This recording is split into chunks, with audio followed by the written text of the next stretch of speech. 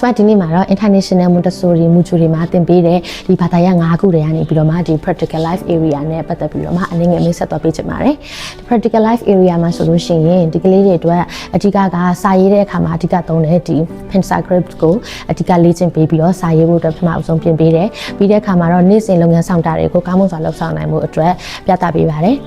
အဲ့ထဲမှာကျမတို့ဒီမှာဒီ chef လေးတွေမှာပေါ့နော် practical life area chef လေးတွေမှာ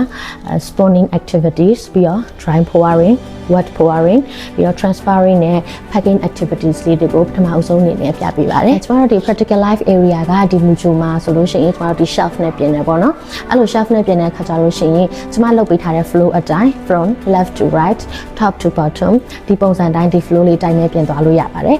ဒီ activities တွေကိုအိမ်မှာလုပ်မယ်ဆိုလို့ရှိရင်လည်းဒီလို shelf လေးပြင်ထားပြီးတော့မှကိုယ့်ရဲ့အိမ်မှာ Montessori activity အနေနဲ့ပြင်ဆင်ထားလို့ရပါတယ်ကျမဒါလေးကိုအသေးစိတ်ပြပေးပါမယ်ဒီပုံစံတိုင်းလေးပဲသွားလိုက်မယ်ဆိုလို့ရှိရင်တော့ဒါကလေးကလွယ်ရနေပြီးတော့မှခက်တဲ့စီကိုသွားမယ်ပြီးလို့ရှိရင်ဘယ်ဘက်ကနေပြီးတော့မှညာဘက်တစ်ခုချင်း activity တစ်ခုချင်းကိုလုပ်သွားမယ်ပြီးလို့ရှိရင်အပေါ်တန်းပြီးလို့ရှိရင်ဒီဘက်ပြီးလို့ရှိရင်အောက်ဘက်ကိုဘယ်ဘက်ကနေညာဘက်နောက်ထပ်တစ်ဆင့်ဘယ်ဘက်ကနေညာဘက်နောက်ထပ်တစ်ဆင့်ဘယ်ဘက်ကနေညာဘက်အဲ့လိုမျိုးသွားနိုင်ပါတယ်